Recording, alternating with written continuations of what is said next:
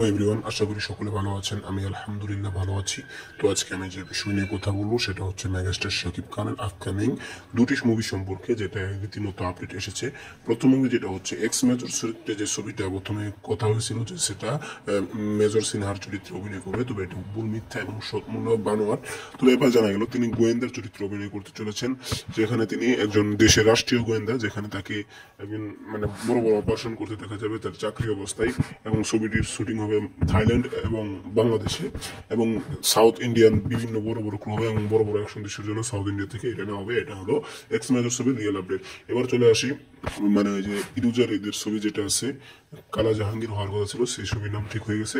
সেই ছবির নাম হচ্ছে প্রিন্স। ইয়েস, একদম ঠিক শুনছেন, সেই ছবির নাম হচ্ছে প্রিন্স। প্রিন্স নামে সেই ছবিটিতে শুটিং করবেন শাকিব খান। প্রিন্স রোজার ঈদে মুক্তি পাবে, এই নিউজটা করা হয়েছে বিভিন্ন থেকে। তো প্রিন্স নামটা আপনাদের কেমন লাগলো অবশ্যই জানাতে পারেন কমেন্ট বক্সে। কমেন্ট বক্স স্বাধীনতার জায়গা। আরো নতুন নতুন ভিডিও পেতে আমাদের চ্যানেলটি সাবস্ক্রাইব করুন এবং পাশে থাকা বেল আইকনটি ক্লিক করতে ভুলবেন না। ধন্যবাদ। আরো নতুন ভিডিও পেতে আমাদের চ্যানেলটি সাবস্ক্রাইব করুন। ধন্যবাদ, ধন্যবাদ, ধন্যবাদ।